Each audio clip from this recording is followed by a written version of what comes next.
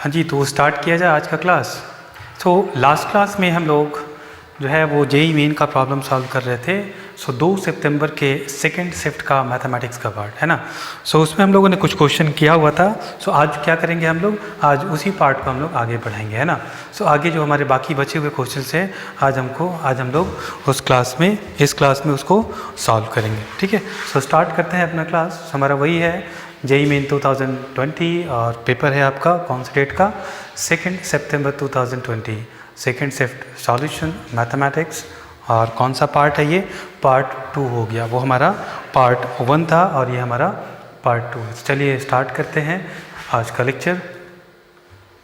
Start करते हैं 10 point. पहला सवाल आज का है, point P divides line joining A I hat J hat plus K hat and B 2 I hat plus J hat plus 3 K hat in the ratio lambda is to 1 such that OB dot OP minus 3 modulus of OA cross OP whole square is equal to 6. Then find the value of lambda. ये आपका 3D का है, straight line का सवाल है ना। इसको कैसे सॉल्व करेंगे। इसमें कोई नया कॉन्सेप्ट नहीं है, जो हम लोग 11th के मैथमेटिक्स में स्ट्रेट लाइन वाला पढ़े थे। आपका इंटरनल डिवीज़न वाला है, lambda is to 1। Same concept हम लोग यहाँ पे भी अप्लाई करने वाले हैं। चलो मैं एक इसका स्कीमेटिक बना लेता हूँ ताकि बात को समझने में आसानी रहे। This is x and this is y and let's say this point is going to be I hat J hat. This is point A, I hat plus J hat plus K hat है ना। And there is a point B and this is going to be 2 I hat plus J hat plus 3 K hat है ना। And this is origin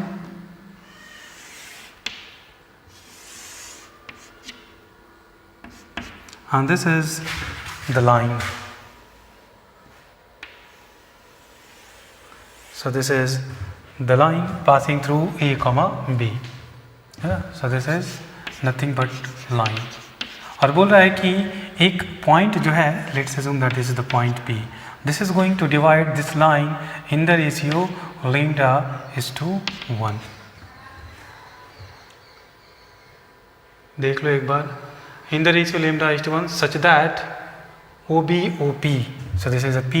So what is the coordinate of this point है ना। सबसे पहला चीज़ है point का। हम लोग जानते थे आपके कार्टेशियन कोऑर्डिनेट सिस्टम में और कोऑर्डिनेट में, सिंपल कोऑर्डिनेट में जो हमारा 2 डायमेंशनल कोऑर्डिनेट था। क्या लिखते थे हम लोग, lambda x2 plus lambda 1x1 by lambda plus 1। ऐसे ही यहाँ पे वेक्टर फॉर्म में लिखेंगे। पॉइंट P का जो कोऑर्डिनेट होगा वो हो जाएगा lambda times this plus 1 times this by lambda plus 1। लिखेंगे और लैम्डा इंटू, मैं इसको बोल देता हूँ वेक्टर ए। ये वैल्यू वेक्टर ए और ये वैल्यू है हमारा वेक्टर बी। थोड़ा लिखने में आसानी हो जाएगा। Lambda vector B plus vector A by lambda plus 1। See मेरा P का कोऑर्डिनेट हो गया। ये हमारा P का कोऑर्डिनेट हो गया। This is OP vector. अब आते हैं इस वाले पे। हमको क्या दिया हुआ है, हमको दिया है कि देखो भैया OB dot OP minus 3 times modulus of OA cross OP का whole square is equal to 6। ये चीज़ दिया हुआ है। सबसे पहले OB, OB is vector B। इसको लिखते हैं। मैं एक एक टर्म को लिखता हूँ। This is OB is vector B dot OP। OP is this one. This time lambda vector B plus vector A divided by lambda plus 1 minus 3 modulus of OA cross OP. What is OA? OA is A. This is A cross OP. OP is lambda b plus factor a by lambda प्लस 1 का whole square is equal to 6। So देखो यहाँ से, सो b dot b हो जाएगा lambda b dot b क्या हो जाएगा, b डॉट b, सो 2 into 2 plus 1 into 1 plus 3 into 3, सो 2 2 ज़ा 4 प्लस 1, मैं यहाँ पे लिखता हूँ, देख लो, b dot b is equal to 2 into 2 plus 1 into 1 plus 3 into 3, है ना, यही 2 इंटू 2 1 इंटू 1 3 इंटू 3, सो हो जाएगा 9 1 10 plus 4 is 14, b dot b। और b डॉट a कितना हो जाएगा, so b dot a, so 2 into 1 1 into 1 3 into 1, so 2 plus 1 is 3 3 plus 3 is 6, तो मैं लिखता हूँ b dot a is equal to 6। ये वैल्यू को यहाँ पे रखते हैं। So lambda b dot b is 14 plus b dot a is 6 by lambda plus 1 minus 3। अब देखो यहाँ पे लेम्डा बाय लेम्डा प्लस 1 ये हो जाएगा a क्रॉस b, और यहाँ से लिखेंगे, so a cross a is going to be 0, so this is going to be square is equal to 6। so what is the value of a cross b? so चलो मैं यहाँ पे लिखता हूँ, so this is I hat j hat k hat a cross b, so a का value है हमारा 111 और इसका है 213, so this value is going to be I hat, common लेते हैं, so this goes 3 minus 1 is 2 minus j hat, so 2 minus 3 is minus 1, और k hat,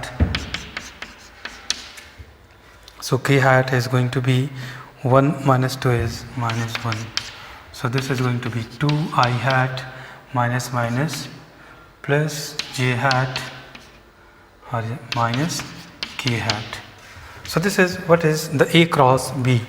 और ये चूँकि हमारा इसका वैल्यू क्या हो जाएगा, तो लिखते हैं यहाँ पे एक लाइन और, this implies 14 lambda plus 6 by lambda plus 1 minus 3, ये बाहर आएगा, so this is lambda square by lambda plus 1 का whole square into, so modulus of a cross b is, modulus of a cross b, मैं यहाँ पे लिखता हूँ, modulus of a cross b is equal to square root of 2 का square 4 1 का square 1 minus 1 का square 1, so 4 plus 1 5 5 plus 1 is 6, so square root of 6, और square root of 6 का square is 6, so this is going to be 6 is equal to 6, है ना। तो ये हमारे पास इक्वेशन आ गया। अब इसके बाद लेम्डा का वैल्यू निकाल लेना, बन गया सवाल। भारी है सवाल तो भारी है ना, भारी सवाल है।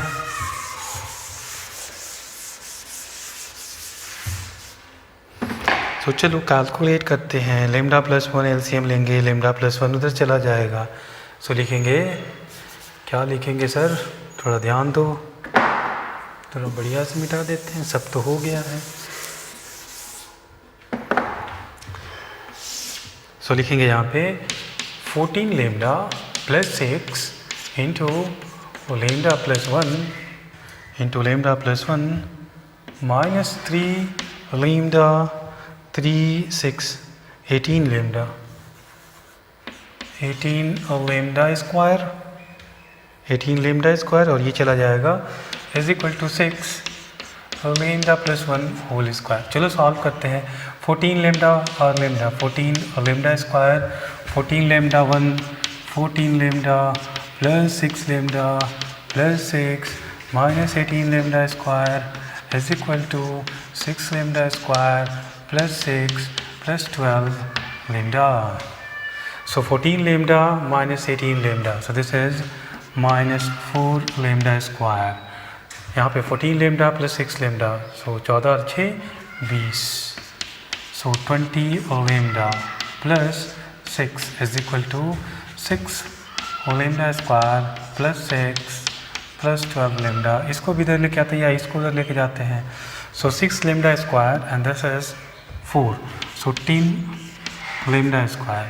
This is 12 lambda and this is going to be that side, so minus 20, so this is minus 8 lambda and this is plus 6 and this is plus 6, cancel out. So this is 2 lambda taking out, so 2 lambda, so this is 5 lambda minus 4 is equal to 0, है ना. 5 lambda minus 4 is equal to 0. So lambda is equal to 0 हो नहीं सकता, so हम लोग क्या रखेंगे. So 5 lambda minus 4 is equal to 0, so lambda is equal to 4/5 means 0.8. This is the answer, है ना. Simple simple. The answer is 0.8. So straightforward simple सा कैलकुलेशन. अब यहाँ पे है if y is equal to alpha bisects the area bounded by region given by x square is less than equal to y is less than equal to 2x, then which of the following is going to be the correct. so चलिए देखते हैं. so सबसे पहला हमको ये graph समझना होगा कि आखिर ये ग्राफ है क्या. इसमें एक्चुअली दो ग्राफ दिया हुआ है ना. सब देखते हैं कि दो ग्राफ कैसे दिया हुआ है. सो हमको दिया हुआ है X square is less than Y is less than 2x. So देखो इसको दो ग्राफ कैसे लिख सकते हैं. सो एक ग्राफ मेरा ये वाला होगा और दूसरा ग्राफ मेरा ये वाला होगा. सो पहला एक ग्राफ क्या लिखेंगे, y is greater than equal to x square और दूसरा क्या लिखेंगे, y is less than equal to 2x. और इन दो ग्राफ के बीच में जो एरिया है उस एरिया को एक लाइन है y is equal to alpha जो इसको बाइसेक्ट मतलब आधा आधा करता है. सबसे पहले हमको ग्राफ बनाना पड़ेगा. सो इनइक्वालिटी को हम भूल जाएंगे. So y is equal to x square का ग्राफ बनाएंगे और y is equal to 2x का ग्राफ बनाएंगे.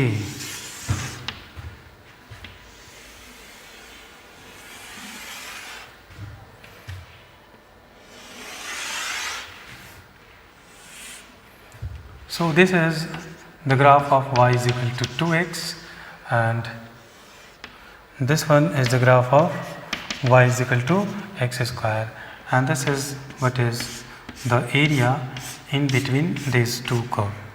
This is the bounded. अब बोल रहा है कि आप एक लाइन ले लो. एक लाइन है y is equal to alpha. So let's say this is the line. No, this is not the line.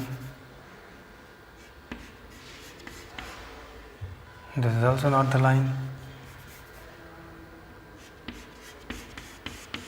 Let's assume that. So this is y is equal to alpha.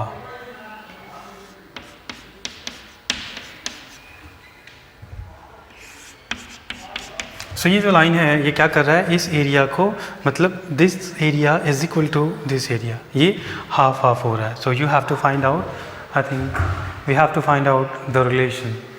सो क्या relation होगा alpha में. सो सबसे पहले देखना पड़ेगा ये intersection point क्या है. सो आप देखोगे y is equal to 2x और y is equal to x square. So 2x is equal to x square, so this gives x is equal to 0,2 मतलब 1.0 और 1.2 जहाँ पे दोनों इंटरसेक्ट करेंगे. तो यहाँ इंटरसेक्ट किया, यहाँ इंटरसेक्ट किया. अब जो हम लोग जानते हैं है ना, जो हम लोग जानते हैं कि एरिया कैसे निकालते हैं, तो हम लोग जनरली लिखते हैं y dx. तो इसमें हम लोग एक्स एक्सिस को रेफरेंस लेके एक्स एक्सिस के अबाउट एरिया निकालते हैं. क्या यहाँ पे वो मेथड काम आएगा, क्योंकि यहाँ पे रखें सो ये एरिया निकालेंगे तो हमको इतना निकालना पड़ेगा. सो दिस माइनस दिस, फिर ये छोटा सा पार्ट निकालना पड़ेगा. सो ये वाला मेथड जो है ये मेथड हमारा यहाँ पे काम नहीं करेगा. सो हमको यहाँ पे क्या मेथड लगाना पड़ेगा, हमको यहाँ पे वाई एक्सिस के अलॉन्ग लेना पड़ेगा. सो यहाँ से यहाँ तक का एरिया निकालेंगे और फिर यहाँ से सो भी हमको ये वाला पॉइंट भी चाहिए होगा ना. So when x is equal to 2, x is equal to 2, so 2 2 is 4, so y is 4 है ना. सो ये एरिया A हो गया और ये एरिया B हो गया. एरिया ए और एरिया बी दोनों बराबर है। अब वाई एक्सिस के अबाउट देखते हैं। सो ये कर्व ऊपर है और ये कर्व नीचे है। So this function minus this function minus this, है ना। और इंटीग्रेशन का लिमिट कहाँ से होगा, 0 से अल्फ़ा और ये होगा अल्फ़ा से 4, है ना। सब यहाँ से लिखते हैं। सो हमारा इंटीग्रेशन क्या होगा, हम क्या यूज़ करेंगे, हम यूज़ करेंगे x dy। सो वाई एक्सिस के रिस्पेक्ट में। सो यहाँ से देखें, सो x इज इक्वल टू, सो लिखते हैं, सो इंटीग्रल, सो पहला वाला लिखते हैं 0 से लेके अल्फ़ा तक, 0 से लेके अल्फ़ा तक। कौन सा कर्व ऊपर है, सो ये वाला कर्व। सो ये वाला कर्व कौन सा है, y is equal to x square. So x is equal to root Y, so जाएगा रूट वाई माइनस, अब ये वाला ग्राफ हमको सब्सट्रैक्ट करना है। So this graph is y is equal to 2x, so x is equal to y by 2, so this is y by 2 और ये हो जाएगा dy and this is going to be equal to from alpha to 4, है ना। और इसमें भी same function होगा। So root y minus y by 2 dy। बस अब इसको सॉल्व कर लो, रिलेशन ऑटोमेटिक मिल जाएगा। सो रूट वाई का इंटीग्रेशन क्या हो जाएगा आपका, so Y to the power 3/2 by 3/2 और minus Y square by 2। So this is 1/4 Y square and the limit is 0 to alpha and this is going to be the same thing. So देखो 2/3, so 2/3 Y to the power 3/2 minus 1/4 Y square and the limit is alpha to 4। Solve करते हैं, alpha रखेंगे तो क्या हो जाएगा 2/3 alpha to the power 3/2 minus alpha square by 4 और 0 रखेंगे तो 0 और 0 इज इक्वल टू 4 रखेंगे तो सो 4 का मतलब 2 to the power 2, 2 2 cancel, 2 to the power 3 8, 8 two जा 16, सो दिस इज 16/3 और माइनस 1/4, यहाँ पे 4 रखेंगे, सो 4 4 जा 16, so this is going to be simply 4 और माइनस अल्फ़ा रखेंगे तो फिर यही वाला वैल्यू आ जाएगा। सो 2/3 alpha to the power 3/2 minus alpha square by 4, ये इधर लेके आएंगे। सो दिस इज़ 2 टाइम्स, सो मैं इसको मिटा रहा हूँ।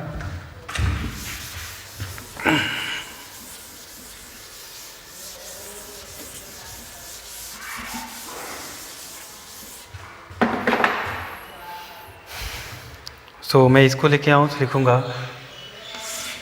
2 टाइम्स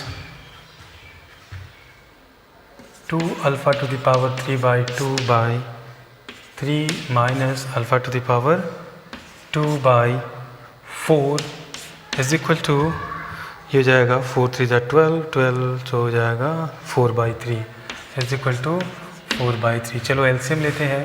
सो क्या हो जाएगा, सो 2 और यहाँ पे 3 है, यहाँ पे 4 है, सो 4 8 alpha to the power 3/2 minus 3 alpha square by 12 is equal to 4/3, so 3 4 जा 2 2 जा, so this is 8, so this is 8 alpha to the power 3/2 minus 3 alpha square is equal to 8।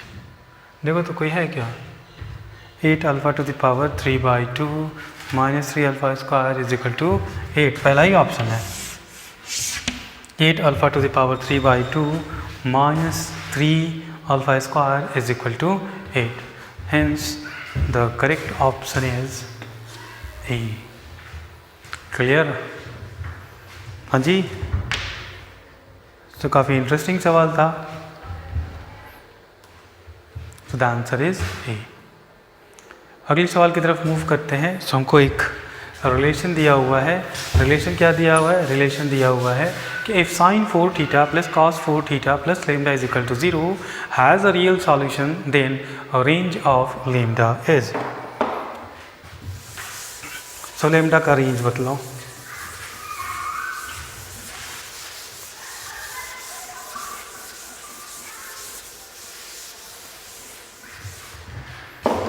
सो चलिए देखते हैं। सो हमको क्या दिया हुआ है, sin 4 theta plus cos 4 theta plus lambda is equal to 0।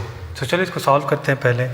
तो इस देखो आप क्या लिख सकते हो, इसमें मैं क्या कर रहा हूँ, sine 4 theta plus cos 4 theta plus 2 sine square theta cos square theta minus 2 sine square theta cos square theta plus lambda is equal to 0। मैंने क्या किया इसमें, 2 sine square theta cos square theta जोड़ दिया। ऐसा क्यों किया, मेरे को एक फार्मूला मिल जाएगा, A square plus B square plus 2ab।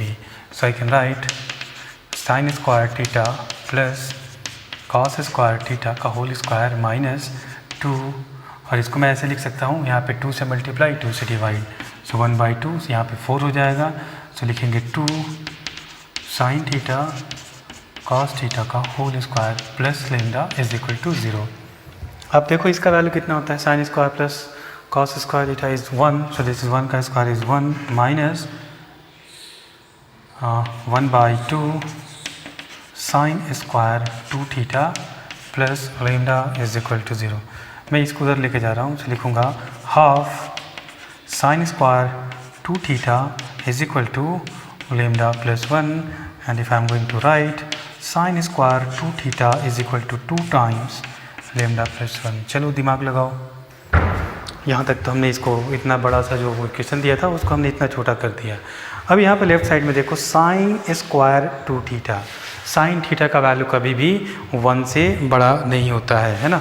सो इसका वैल्यू 1 से बड़ा नहीं होगा, और मिनिमम कितना होगा, चूँकि ये स्क्वायर है तो ये निगेटिव नहीं हो सकता। सो मिनिमम वैल्यू कहाँ तक जा सकता है, 0 तक।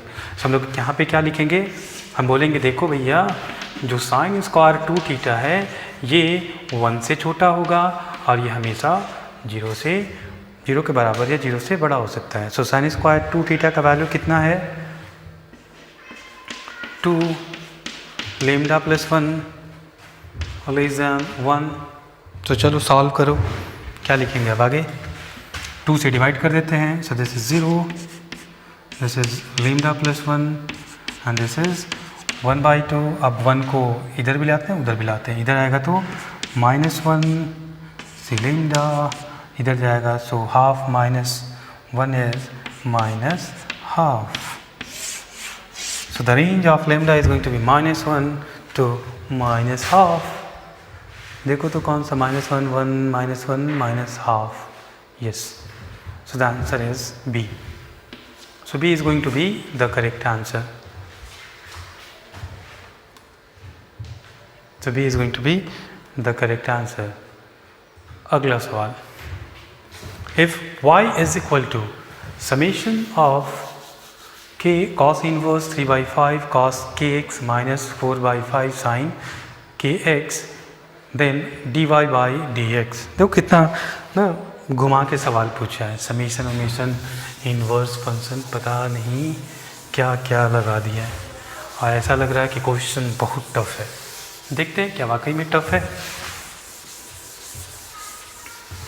क्या वाकई में ये सवाल टफ है। सो प्रोसीड करते हैं। सो हमको दिया हुआ है y is equal to summation of k is equal to 1 to 6 और k cos inverse 3/5 cos kx minus 4/5 sin kx। अब देखो यहाँ पे एक अच्छा सा फॉर्मेट दिया हुआ है ना। सो ये है 3/5 और ये है 4/5। मैं एक को यदि साइन थीटा मानता हूँ तो दूसरा मेरा कॉस थीटा हो जाएगा। आप इसको साइन थीटा मानो तो ये कॉस थीटा, इसको साइन थीटा मानो तो ये cos theta, because 3 square plus 4 square is 25 which is the square root is 5, है ना। सो 3 4 5 आपका ट्रायंगल है, सो उसमें यूज़ कर सकते हैं। तो यहाँ पे देखते हैं कॉस इन्वर्स है। सो ये फार्मूला हम कॉस के फॉर्म में लाना चाहते हैं। सो हमको एक पता है formula cos A into cos A into cos B minus sine A into sine B is equal to cos A plus B. So मैं इसको क्या मानूंगा, so let cos alpha is equal to 3/5 so automatic क्या हो जाएगा, sine alpha जो है वो 4/5 के बराबर हो जाएगा। सो इसको क्या लिख सकते हैं, सो देखो हम लोग क्या लिख सकते हैं, सो 3/5 कॉस, सो डायरेक्ट लिखता हूँ मैं, सो 3/5 को क्या लिखेंगे, so y is equal to summation of k is equal to 1 to 6 k cos inverse, so लिखेंगे cos alpha into cos K X minus sine alpha into sine K X. अगला step लिखेंगे, सो this is summation k is equal to 1 to 6 k cos inverse cos A into cos B minus sin A into sin A is going to be cos A plus B alpha plus kx. So cos inverse, this is cos, so this is simply, so summation k is equal to 1 to 6, this is k and this is alpha plus kx. And if I am going to write, so this is alpha, so लिखेंगे alpha summation of k means 1 plus 2 plus up to 6 और यहाँ पे क्या हो जाएगा plus x k square 1 square plus 2 square plus tick tick tick 6 square. चलो अभी हमारा y चल रहा है, so y is equal to, देखो यहाँ से क्या लिखेंगे n into N plus 1/2, so alpha n कितना है 6 प्लस 1 7/2 और फिर प्लस x स्क्वायर का सम क्या होता है, so n into N plus 1 into 2n plus 1/6। So हमारे पास आया 21 alpha plus 91x, this is y and dy by dx is equal to 91। देखो तो क्या ऑप्शन है, yes we have option 91, so B is going to be the correct answer। हाँ जी, चलो अगले सवाल की तरफ मूव करते हैं। सो दिया हुआ है कि let A1 A2 up to A11 are in increasing AP and if variance of these numbers is 90, then the value of common differentiation, not common differentiation, this is common difference है ना, common difference of AP is,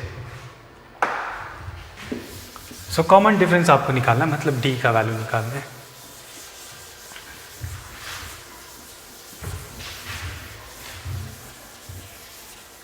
सो मैं इसको थोड़ा detail में बनाऊंगा ताकि आपका variance का कॉन्सेप्ट क्लियर हो जाए।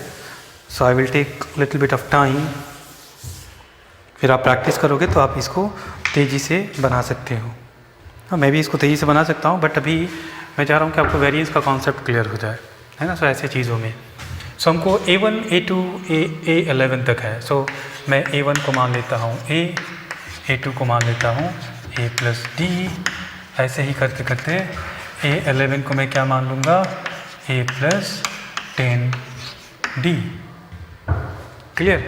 अब बोलता है क्या कि if variance of these number is 90, so variance कैसे निकालते हैं किसी भी, सो मान लेते हैं वेरिएंस ऑफ A यदि हम निकालें तो क्या लिखते हैं हम लोग, summation of AI square by n और minus summation of AI by n, where I is equal to 1 to n, I is equal to 1 to, अब यहाँ पे n का whole square. This is what is the formula.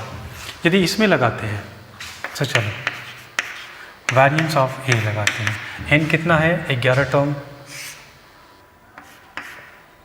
ना, बढ़िया से देखना इसको। So is going to be very important. और यहाँ पे क्या आएगा, सो पहला का AI का square, so A square plus A plus D का होल स्क्वायर, एक और टर्म देख लेते हैं A plus 2D। So A plus D का होल स्क्वायर, ए प्लस 2d का होल स्क्वायर, ए प्लस 3d, ऐसे करते करते ए प्लस 10d का स्क्वायर जाएगा। तो सबका स्क्वायर करेंगे तो उसमें क्या हो जाएगा, A square plus B square plus 2ab। So सब में हमारा ए स्क्वायर आएगा। सो ए स्क्वायर मेरा कितने बार आएगा, 11 बार। सो मैं डायरेक्ट इसको लिख रहा हूँ 11a स्क्वायर प्लस, अब देखो इसमें तो कुछ नहीं आएगा, यहाँ पे आ जाएगा डी स्क्वायर, यहाँ पे आ जाएगा 4d स्क्वायर, यहाँ पे हो जाएगा 9d स्क्वायर। सो मैं यहाँ पे यदि डी स्क्वायर कॉमन ले लूँ सो मेरा आ जाएगा 1 square plus 2 square plus 3 square plus up to 10 square, 10 square तक जाएगा। अभी एक और टर्म बच गया हमारे पास प्लस 2ad, है ना, 2ad, इसमें तो आएगा ही नहीं, सो यहाँ पे आएगा। सो 2ad सो जाएगा 1, यहाँ पे क्या आ जाएगा, a square plus 4d square plus 4ad, सो यहाँ पे हो जाएगा 2, यहाँ पे हो जाएगा 3 और प्लस अप टू कहाँ तक जाएंगे, सो प्लस 10। सो ये हो गया हमारा पहला वाला टर्म। अब इसको लिखते हैं। So this is going to be minus summation of A I. So summation of A I क्या लिखेंगे, A plus A plus A plus A, so 11a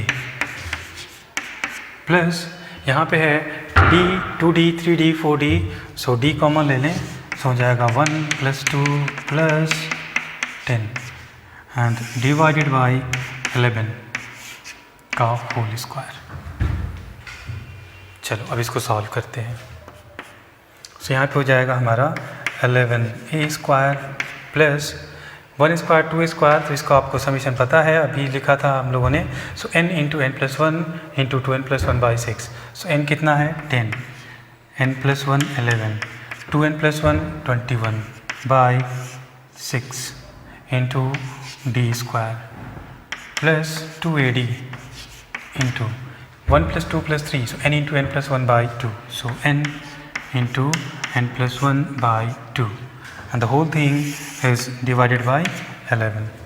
So देखो 11 यहाँ भी है, 11 यहाँ भी है, 11 यहाँ भी है, ये कैंसिल आउट। और कुछ कटेगा, बिल्कुल कटेगा, 3 दूना 6, 3 7 5।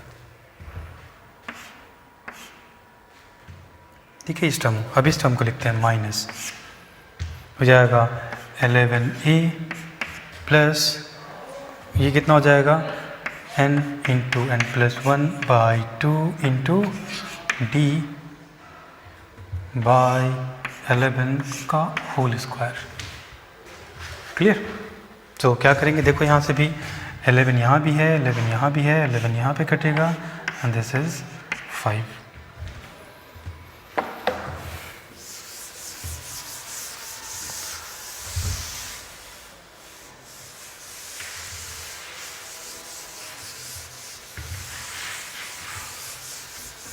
तो हमको दिया हुआ है, so this is nothing but the variance of A.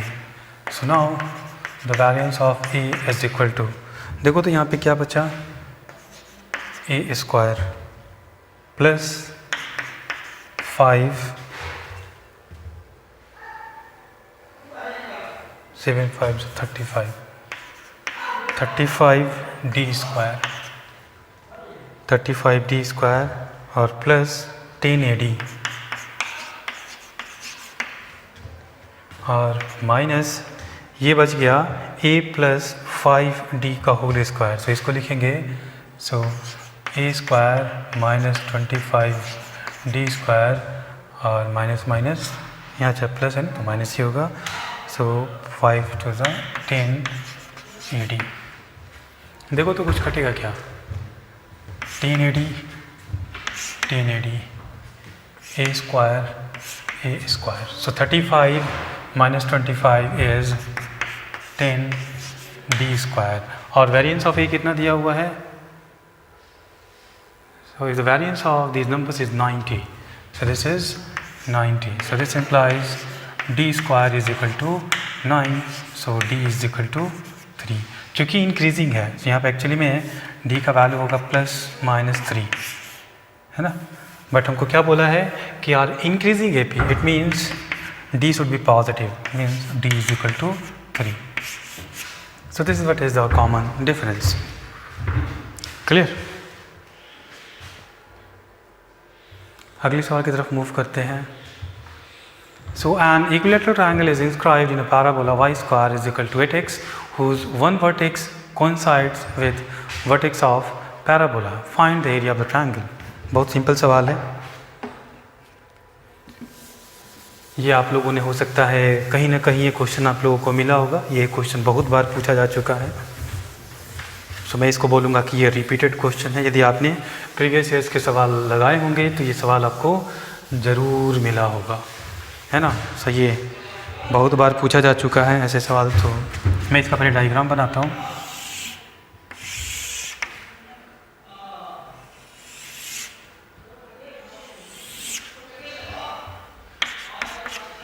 This is x and this is y. So यहाँ से हम लोग एक ट्रायंगल बनाते हैं and this is going to be an equilateral triangle. Clear? So an equilateral triangle is inscribed in a parabola y square is equal to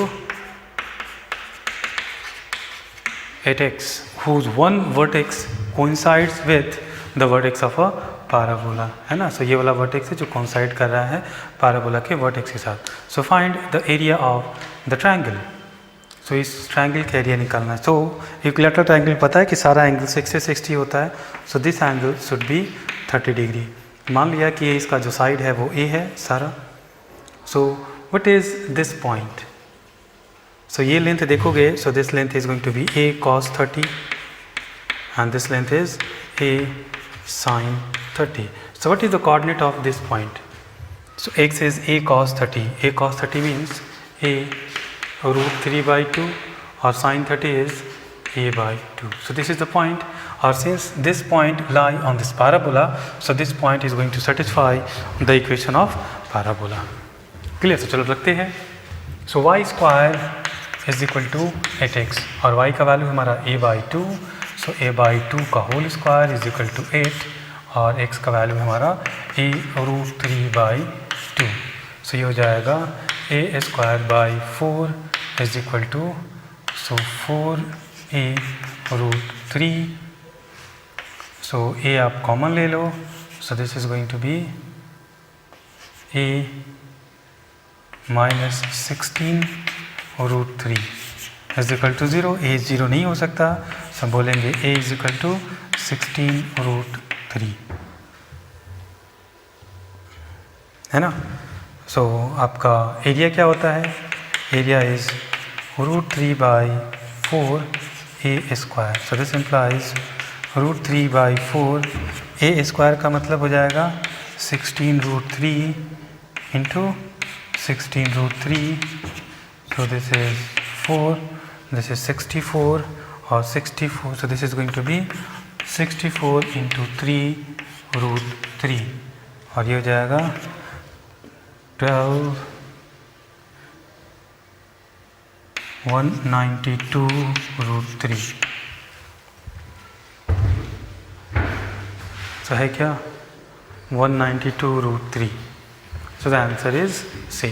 C सबने बना लिया होगा. ये काफ़ी सिंपल सा सवाल था. So the answer is C.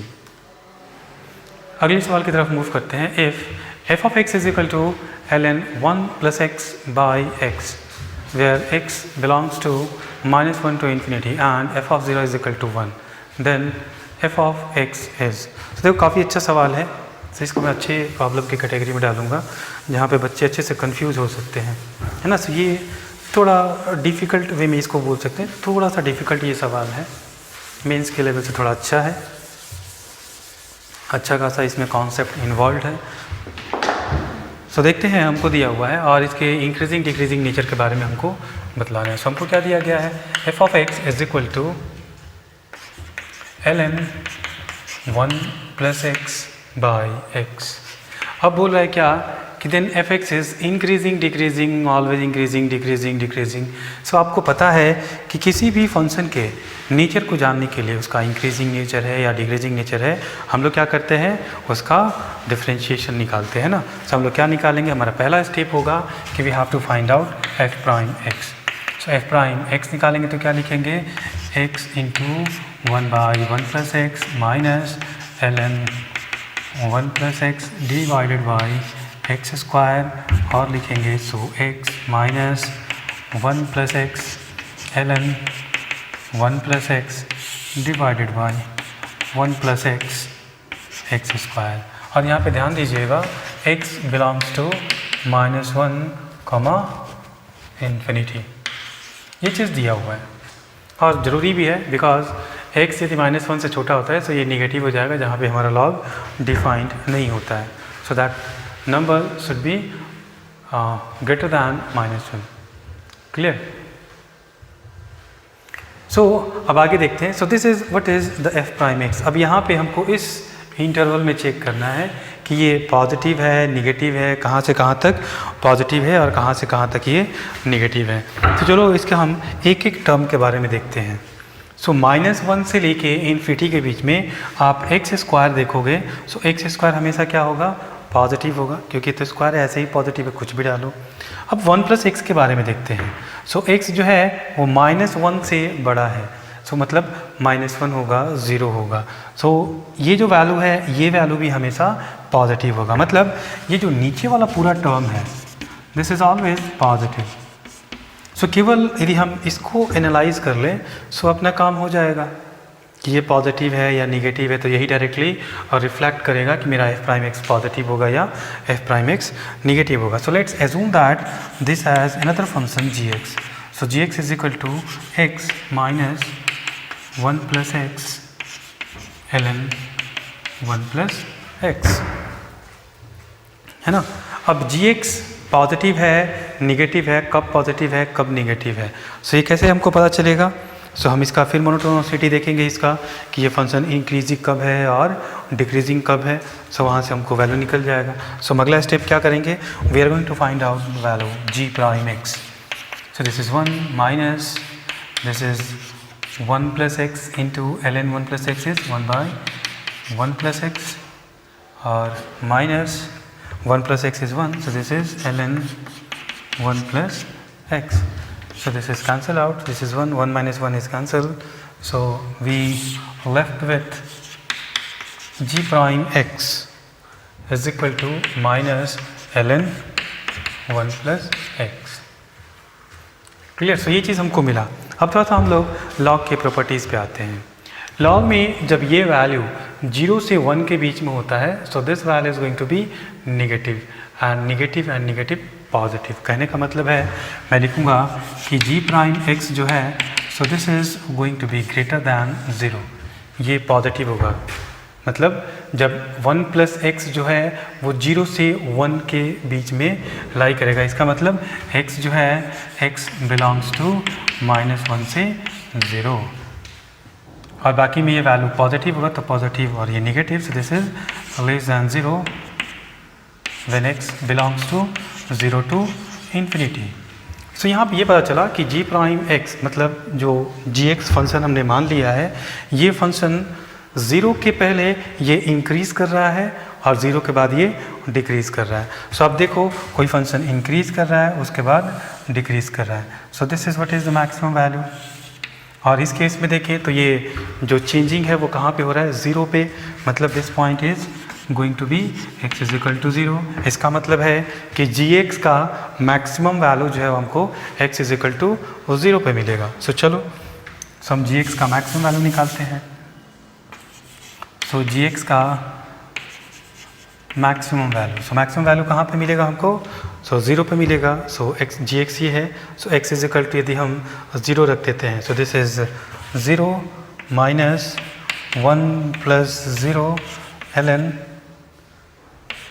1 + 0। So ln 1 is going to be 0, so this is 0 0। सो मतलब हमारा gx का जो मैक्सिमम वैल्यू है वो इटसेल्फ 0 है। मतलब gx का जो वैल्यू है gx हमेशा क्या होगा, हमारा नेगेटिव होगा, क्योंकि ये जो वैल्यू है ये कभी भी x एक्सिस को क्रॉस कर ही नहीं रहा है। इसका मैक्सिमम वैल्यू 0 है, मतलब ये हमारा gx है। मतलब मैंने ऐसे रफ ग्राफ लिया, ज़रूरी नहीं है कि पैराबोला हो, है ना, तो कुछ भी हो सकता है। बस मैं ये दिखाना चाहता हूँ कि ये जो फंक्शन है this is never ever cut the x axis, so the value of this function is always negative. If g of x is always negative in this interval, so if g of x is negative means this is negative, so negative by positive is negative means f prime x is always negative. यदि f prime x is always negative means the function is of decreasing nature, so always decreasing, so there is no interval, so the option C is correct. Clear? So this is very important, this is very fantastic problem. There are a lot of concept involved in this problem. So the answer is C. अगले सवाल की तरफ move करते हैं। So अगला सवाल है if y is equal to 1 plus x to the power 2i plus cos square sin inverse x be a curve, then find equation of normal at x is equal to 0. So actually ये जो question लिया गया ये है application of derivative से। सो आपको पता होगा नॉर्मल और टेंजेंट का इक्वेशन निकालना। सो डिफरेंशिएशन से हम लोग क्या निकाल लेते हैं, डिफरेंशिएशन से हम लोग टेंजेंट का स्लोप निकाल लेते हैं dy बाई डी एक्स। अगर टेंजेंट का स्लोप पता हो सो नॉर्मल का स्लोप कैसे निकालते हैं, so 1 by the slope of tangent minus of 1 by slope of tangent. So हमारा टारगेट जो है इस केस में, सो हमारा सबसे पहला जो टास्क है वो है we have to find out dy by D x. तो dy बाई डी एक्स हमने निकाल लिया तो हमारा सारा काम हो जाएगा। So 1 plus x to the power 2y plus cos inverse, not cos inverse, this is cos square sin inverse x. So this is a function. Be a curve, then find the equation of normal at x is equal to 0. So आपको पता है कि जब भी हम किसी भी line का इक्वेशन निकालते हैं सो हमको कोऑर्डिनेट चाहिए होता है, मतलब x कोऑर्डिनेट और y कोऑर्डिनेट। तो हमको x कोऑर्डिनेट तो दिया है at x is equal to 0 और हमको फंक्शन का इक्वेशन भी दिया है। So we have to find out the value of y when x is equal to 0. So I'm going to find out the value of y. So y is equal to x is equal to 0, so 1 plus 0 to the power 2i plus cos square sin inverse 0. चलो 1 का power कुछ भी होता है तो इसका value होता है 1. sin inverse 0 is 0 and cos 0 is 1, 1 का square is 1, so this is 1 plus 1, so this value is 2. मतलब हमको कौन से पॉइंट पे नॉर्मल निकालना है, so x is 0 and y is 2. ये हमको क्लियर हो गया। सो मैं इस पॉइंट को यहाँ पे लिख देता हूँ, है ना। सो हमें 0,2 पे निकालना है इक्वेशन ऑफ नॉर्मल। अब ये फंक्शन है y, अब इसको डिफ्रेंशिएशन करना है। सो लेट्स एज्यूम दैट, इसको तोड़ देते हैं इजी के लिए। So let's assume that this is p and this is q। So मैं लिखता हूँ p is equal to 1 plus x to the power 2y। So मैं क्या लिख सकता हूँ, ln p is equal to 2y ln 1 plus x. Differentiate करो, ln p is 1 by p dp by D x is equal to, यहाँ पे u into v लगाएंगे, so this is 2 times y का हो जाएगा dy by D x ln 1 plus x. So यहाँ पे लिखेंगे 1 by p d p by D x equal to 2 d y by D x ln 1 plus x plus क्या हो जाएगा हमारा 2i by 1 plus x, 2i by 1 plus x. Clear? So d p by D x is equal to p times 2 dy by dx ln 1 plus x plus 2y by 1 plus x। और p का value रख ले हम लोग। सो p का value हमारा क्या है, 1 plus x। सो लिख सकते हैं यहाँ पे हम लोग dp by dx is equal to 1 plus x to the power 2y and this is 2 ln 1 plus x into dy by dx plus 2y by 1 plus x। सो ये एक पार्ट हो गया, dp by dx हो गया। चलो q को लेके चलते हैं अब। So we have q is equal to cos square sin inverse x. So we can write dq by dx is equal to 2 cos sin inverse x, फिर cos का हो जाएगा, अब देख लो पहले, सो स्क्वायर का किया, सो 2 ऑफ दिस, फिर अब cos का करेंगे, सो cos का होता है cos थीटा का minus, so minus sine of sine inverse x, और साइन इनवर्स x का differentiation 1 by square root of 1 minus x square, और sine inverse x is x, so this is minus x, so minus x by, so this is minus 2 cos sin inverse x into x by square root of 1 minus x square. cos sin inverse x को क्या लिख सकते हैं हम लोग, so minus 2 square root of 1 minus x square into x by square root of 1 minus x square. अब पूछोगे sir इसको हमने ऐसा कैसे लिख दिया, मैं यहाँ पे छोटा सा ट्रिक बतलाता हूँ।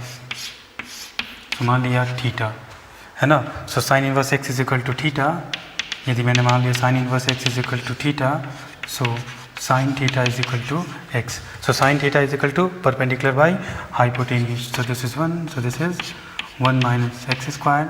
So what is cos of theta? So cos of theta is equal to square root of 1 minus x square by 1.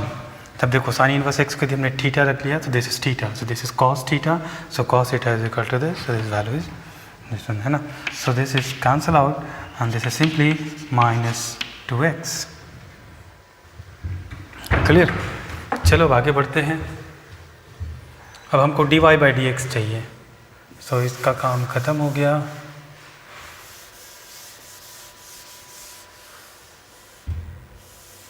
dp by D x वहाँ पे है, तो इसमें कोई चिंता नहीं है। सब क्या लिखेंगे, सो मैंने लिखा कि y is equal to p plus q. So बोलेंगे कि देखो भैया dy बाई डी एक्स क्या हो जाएगा हमारा, dp by D x plus d q by D x, है ना, और d p by D x का वैल्यू वहाँ पे है, so we can write 1 plus x to the power 2i 2 times ln 1 plus x d y by D x plus 2i by 1 plus x और plus d q by D x, और d q by D x क्या है मेरा, minus 2x। अब हम निकालेंगे, कहाँ पे निकालना है d y by D x हमको, कौन से पॉइंट पे, 0,2 पे। So d y by D x at point 0,2 is equal to, so x is equal to 0, so 1 to the power 2 is 1, so 2 ln, so this is x is equal to 0, so ln 1 is 0, so the whole term is going to be 0 plus 2, y is 2, 1 plus x is 0, minus 2, x is 0.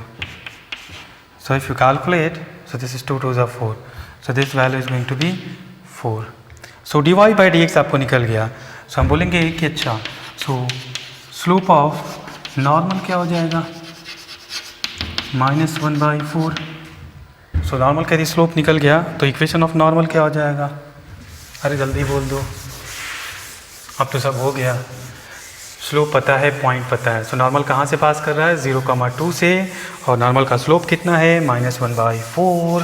तो भैया equation अब तो बच्चा भी लिख देगा, बोलेगा y minus 2 is equal to slope -1/4 x minus 0, so this is 4y minus 8 is equal to -x।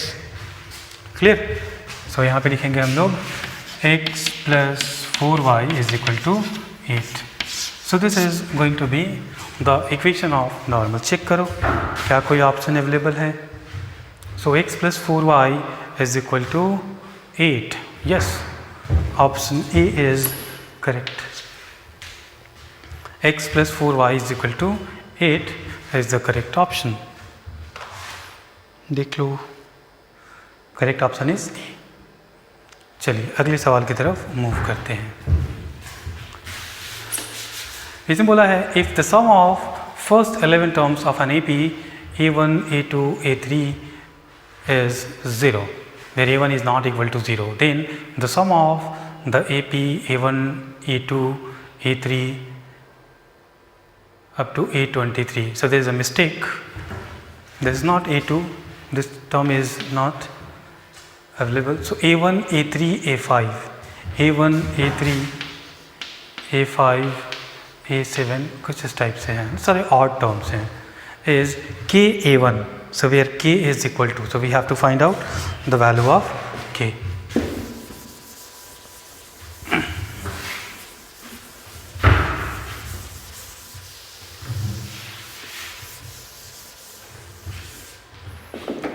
तो हमको दिया हुआ है कि first 11 terms of AP is 0. सम जो है 11 टर्म का. सो हम मान लेते हैं A1 is equal to A, A2 is equal to A plus D, ऐसे ही करके आगे बढ़ता चला जाएगा.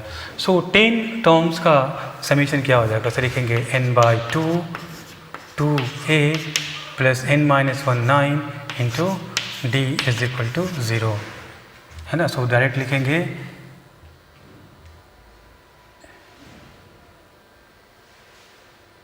$11 है ना, 11 term.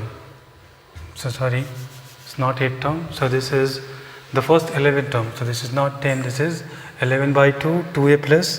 This is 10D is equal to 0. Means A plus 5D is equal to 0. Clear? So ये हमारे पास एक relation है. So we have to find out the value of K. अच्छा ठीक है. अब आगे में बोल रहा है कि आप जो सम देखोगे तो किसका सम A1 plus A3 plus A5 plus A7 plus ऐसे करते करते A23 का जो सम है वो K टाइम्स A1 है. तो देखो यहाँ पे क्या लिखेंगे, ये टर्म हो जाएगा A1 इज़ A, ये हो जाएगा A plus 2D, A plus 4D और A plus 22D. So total कितने टर्म है यहाँ पे? सो 23 है. सो 22 तक में हमारा 11 टर्म हो जाएगा और ये हमारा 12वां टर्म है ना. सो टोटल 12 टर्म है इसमें. सो ये A देखेंगे सो मेरे पास 12A आ जाएगा, प्लस D देखेंगे सो हमारे पास D कॉमन ले लें. So 2 plus 4 plus 22 is equal to K. और A1 क्या है हमारा? A. So this is A. So this is KA. Clear? So this is 12A plus D. अभी किस में 2 4 6 8 10, तो ऐसे हमारा जो है वो AP में है. सो क्या लिखते हैं n/2. सो टोटल कितने टर्म है हमारे यहाँ पे? सो देखो यहाँ से ये 1 2 3 4 ऐसे हमारे टोटल कितने टर्म है? सो 22 तक में 11 हो जाएगा और ये 12 हो जाएगा. और यदि यहाँ से जोड़ें तो यहाँ से मेरा कितना टर्म हो जाएगा? 11.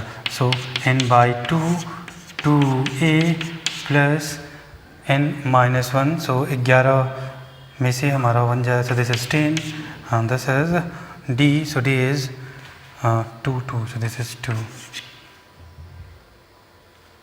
is equal to KA. So चलो 12A plus 11D/2 and this is 2 2s are 4, 10 2s are 20. So 24.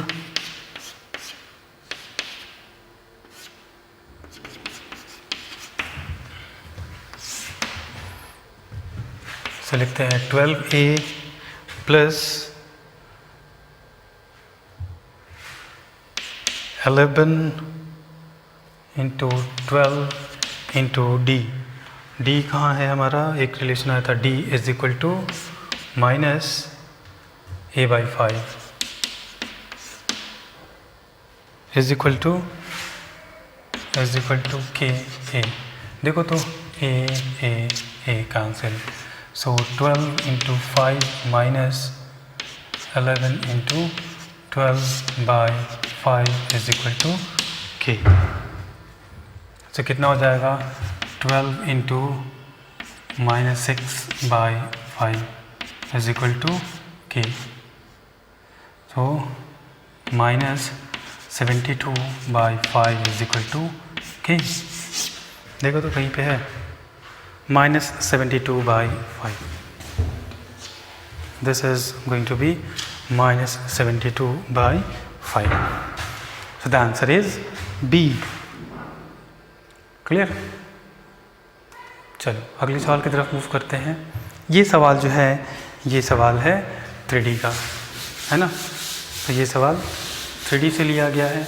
A plane passing through the point 3,1,1 contains two lines whose direction ratios are 1, -2, and 2, 3, -1 respectively. If this plane also passes through the point alpha, -3, 5, then alpha is equal to। So simple सा है। ऐसे सवाल को देख के आपको क्या लगता है? We have to find out the equation of the plane। यदि प्लेन का इक्वेशन मिल गया तो उस प्लेन के इक्वेशन में इस पॉइंट को रख देंगे, अल्फा निकल जाएगा। अब प्लेन का इक्वेशन कैसे निकालेंगे? तो हमको क्या दिया गया है? बोला गया है कि दो लाइन जो है वो प्लेन में लाई कर रहे हैं, है ना, और एक पॉइंट से वो प्लेन पास कर रहा है। सो किसी भी प्लेन का इक्वेशन लिखने के लिए एक थंब रूल होता है। कभी भी आपको लिखना हो, कहीं पे भी आपको 3D का सवाल कभी भी मिले, मैं आपको एक जो है ना आपको एक ब्रह्मास्त्र देता हूँ। कभी भी किसी भी सिचुएशन में आप प्लेन का इक्वेशन कैसे लिख सकते हो? सो प्लेन का नॉर्मल पता होना चाहिए और एक पॉइंट जिससे आपका वो प्लेन पास करता हो। सो वैसे हम इक्वेशन आसानी से लिख सकते हैं। सो अलग अलग सिचुएशंस में, अलग अलग कंडीशंस में आपको बस ये ट्रिक लगाना होता है कि जो हमारा प्लेन है उसका नॉर्मल कैसे निकलेगा। जैसे इस सवाल में देखो, इस सवाल में क्या बोला है कि we have two lines which are going to pass, which are going to be contained by this plane. So let's say this is L1 and this is L2 और इसका डायरेक्शन रेशियोज दिया हुआ है। सो एक का दिया हुआ है 1, -2 and 2 और दूसरा दिया हुआ है 2, 3, -1, 2, 3, -1, ये दिया हुआ है ना। सो डायरेक्शन रेशियोज का मतलब क्या है? डायरेक्शन रेशियोज दिया हुआ है। सो हम इस डायरेक्शन में एक वेक्टर लिख सकते हैं। सो इस डायरेक्शन का जो वेक्टर है सो इससे लिखेंगे।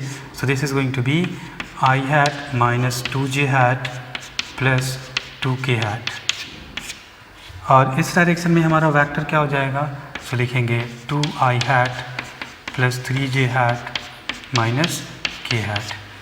अब ये जो दो लाइन है वो दोनों लाइन इस प्लेन में है और इस प्लेन का नॉर्मल हमको और रिक्वायर्ड है। We want to find out this vector. यदि ये वेक्टर मैं निकाल लूँ तो मैं प्लेन का इक्वेशन लिख सकता हूँ और ये प्लेन किसी एक पॉइंट P कहाँ से पास कर रहा है? 3,1,1 से पास कर रहा है। तो ये निकल जाए सो काम हो जाएगा। अब डायग्राम देख के आपको लग रहा होगा कि हाँ निकाल सकते हैं। ये दोनों का क्रॉस प्रोडक्ट लेंगे सो हमको पर प्लेन के परपेंडिकुलर वेक्टर निकल जाएगा। सो हम क्या लिखेंगे? So vector n is equal to so I -2j plus 2k cross 2i hat plus 3j hat -k hat। ये वैल्यू कैसे निकालेंगे हम लोग? सो i hat, j hat, k hat 1, -2, 2, 2, 3, -1। चलो जी सॉल्व करो। सो दिस इज i hat, है ना। सो ये गायब, ये गायब, ये गायब, ये गायब। -2 × -1 इज 2 -6 माइनस और j hat। So -j hat, so आप लिखोगे सो 2 2 ज़ा 4 और minus plus, so this is +1 plus k hat, so 3 minus plus 4। So this is going to be -4i hat। So -4i hat और 4 + 1 5, so this is -5j hat and this is plus k, so 4 3 7k hat।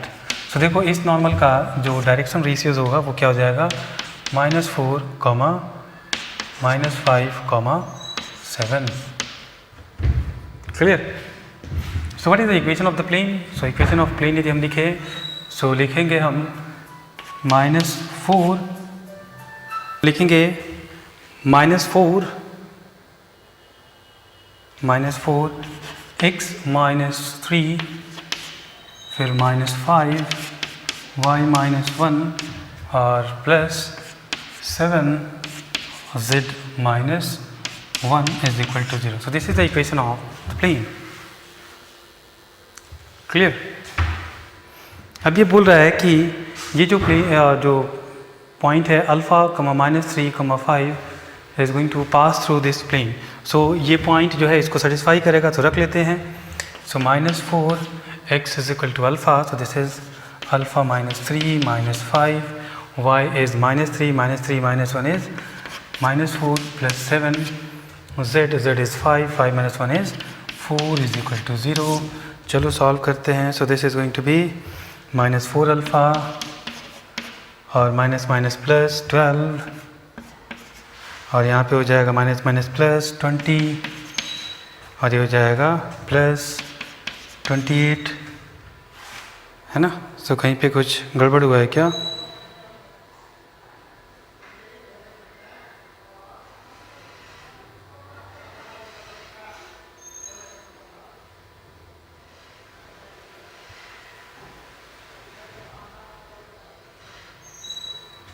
चलो देखते हैं. सो हो जाएगा 20 28 तो 30 40 20 60. So 60 is equal to 4 alpha. So alpha is equal to 60/4 15 है ही नहीं कहीं. सो कहीं पे कुछ मिस्टेक हुआ है ना. सो कहाँ पे मिस्टेक हुआ है?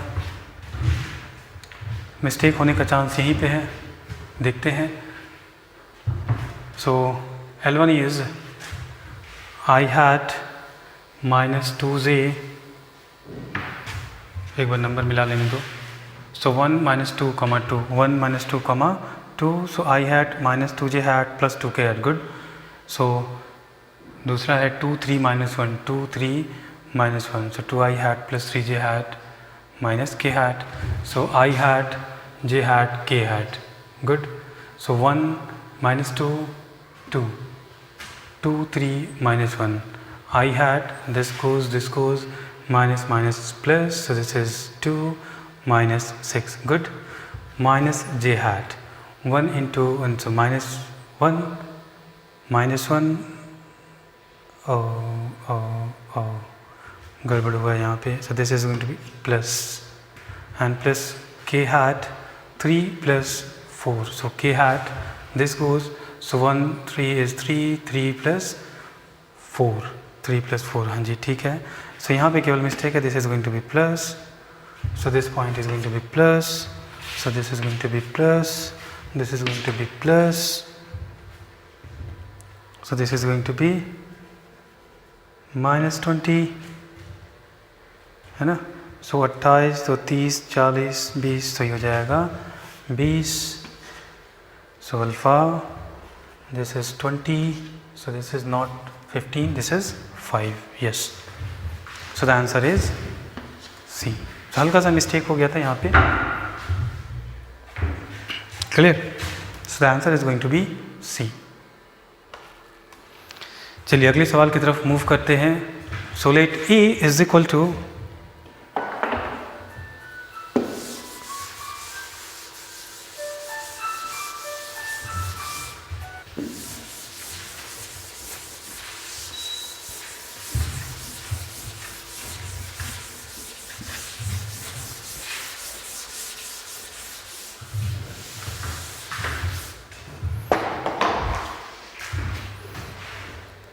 हाँ जी, तो अगले सवाल की तरफ मूव करते हैं. अगला सवाल है हमारा, let A is equal to x is equal to x y z का transpose such that P x is equal to 0 and x² + y² + z² is equal to 1, where p is given as 1 to 1, then the set A. So set A के बारे में पूछा है. सबसे पहला चीज़ है कि इस डिफिनीशन को आपको समझना पड़ेगा. सो एक सेट A को डिफाइन किया गया कैसे. सो एक कैपिटल X है जो डिफाइंड है एक्स वाई जेड का ट्रांसपोज, एक्स वाई जेड का, सो एक्स वाई जेड, और पी एक्स इजिकल टू 0 दिया हुआ है, जहाँ पे पी आपको ये है, सो हमको दिया गया है P X is equal to 0। So this implies P आपका कितना दिया हुआ है 1 2 1 और -2 3 -4 1 9 -1 और फिर x क्या है आपका, सो x y z and this is going to be so back to 0, so this is 0।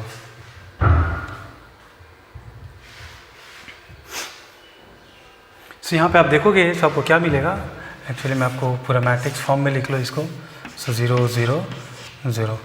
सो यहाँ पे मिलेगा आपको, ऐसा लिखेंगे, सो इक्वेशंस मिलेगा x plus 2y plus z is equal to 0, -2x plus 3y minus 4z is equal to 0, और फिर मिलेगा x plus 9y minus z is equal to 0. So let's call 1, 2 and 3.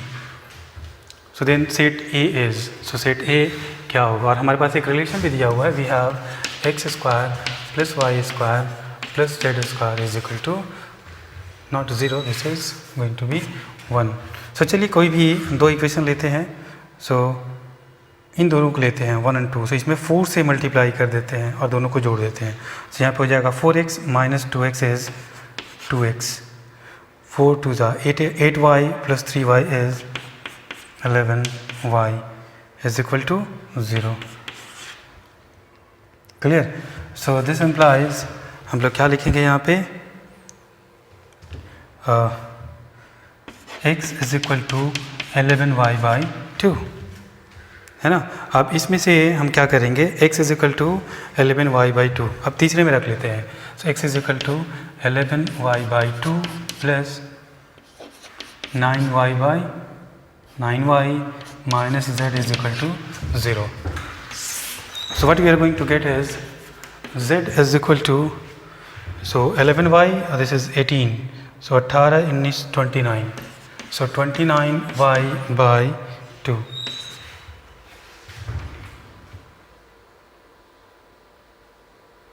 ठीक किया ना हमने, x is equal to minus 11y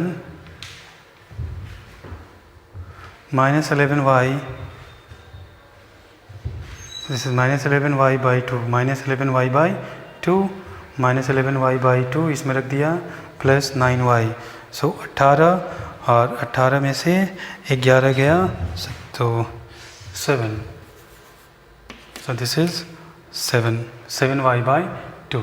अब चलो इन सारे वैल्यूज़ को हम लोग इसमें रखते हैं, so this is x square, x का वैल्यू कितना है हमारा, एक्स का वैल्यू माइनस 11y बाई 2 मतलब 121 y square by 4 plus y square plus z square means 49y square by 4 is equal to 1। Clear, so कोई बड़ा बात नहीं है। अब इसको सॉल्व करते हैं, सो जाएगा 121 plus 4 plus 49 y square is equal to 4, so y square is equal to 4 by, so यहाँ से दो 9 10 5, सो यहाँ पे आ गया y is equal to plus minus 2 by square root of 174। So ऐसे ही हमारा 2 डिवाइडेड बाई दिस, ऐसे ही हमारा z का वैल्यू आ जाएगा। सो z को क्या आ जाएगा हमारा, z is equal to plus minus 7 by 2, so 2 2 cancel, so this is 7 by square root of 174।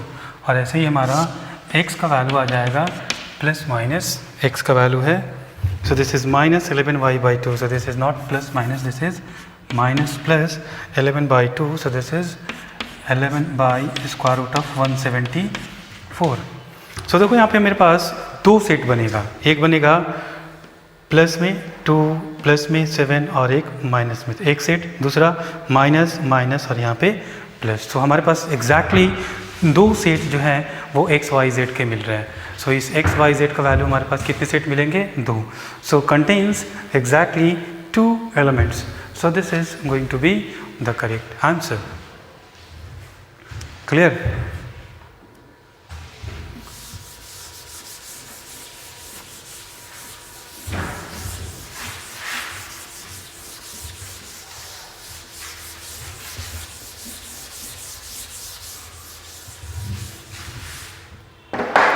सो अगले सवाल की तरफ मूव करते हैं। So the answer is C.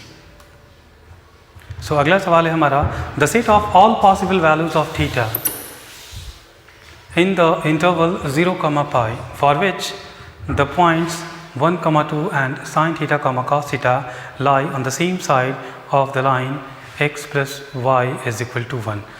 So x plus y is equal to 1 जो लाइन है उसके एक ही साइड में दोनों पॉइंट, कौन सा पॉइंट? सो 1, 2 और sin थीटा, cos थीटा। सबसे पहले हमारा जो काम है वो काम है इस डायग्राम को दिखाना।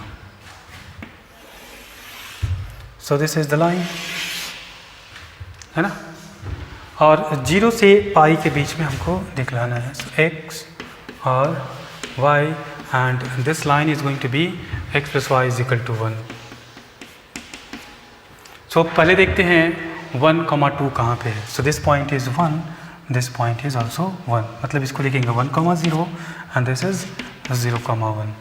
सो पॉइंट निकालना है हमको, x इज इक्वल टू 1 और y इज इक्वल टू 2, मतलब यहाँ पे हमारा जो पॉइंट है सो इस पॉइंट इज 1, 2, मतलब लाइन के इस साइड में है। सो मेरा sin थीटा और cos थीटा भी किधर होगा?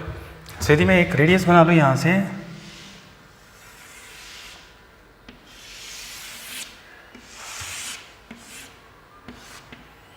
सो ये इसका रेडियस कितना हो गया हमारा 1, है ना। सो कोई भी पॉइंट होगा, सो मानते हैं this is the theta. So what is the coordinate of this point? So this length is 1 because the radius is 1। So this point is 1 cos theta and 1 sin theta. So 1 cos theta, this is sin theta. So उसी के बारे में पूछ रहा है।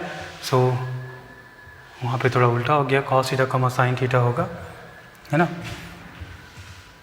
या आप ऐसे भी लिख सकते हो, this angle is going to be, यहाँ से मेजर करते हैं। So this is theta, so this is sin theta, sin theta, cos theta. अब ये जो पॉइंट है इधर में कहीं भी चले जाओ, ये सब लाइन के इस साइड में। सो यही वाला जो पोर्शन है, यही वाला पोर्शन लाइन के इस साइड में है, और ये कितना एंगल में करेगा? 0 से लेके π/2 तक के वैल्यू में आपका ये पॉइंट मिलेगा, है ना। सो इस केस में जो हमारा थीटा है, theta must belong to 0 to π/2। यदि इससे आगे जाते हैं, 0 से इधर जाते हैं, थीटा का वैल्यू 0 से इधर जाते हैं, तो ये लाइन के इस साइड चला आएगा, बिकॉज पॉइंट हमारा इधर है। सो पॉइंट हमको ये भी लाइन के इसी साइड चाहिए। सो ये वाला आर्क जो है वो इस लाइन के इस साइड में मिल रहा है, मतलब इस वाले पॉइंट पे, इस वाले आर्क पे कहीं भी रहेगा तो दोनों पॉइंट सेम साइड में रहेंगे, और इस वाले पॉइंट पे रहने के लिए थीटा का वैल्यू 0 से लेके π/2 तक होना चाहिए। तो देखो आंसर कहाँ पे है? So the answer is B. Clear? So इस सवाल का आंसर क्या है? सो आज के लिए इतना ही। सो नेक्स्ट क्लास में हम लोग जो है वो 3 सितंबर का जो पेपर है फर्स्ट शिफ्ट का, उसको हम लोग सॉल्व करेंगे। ओके।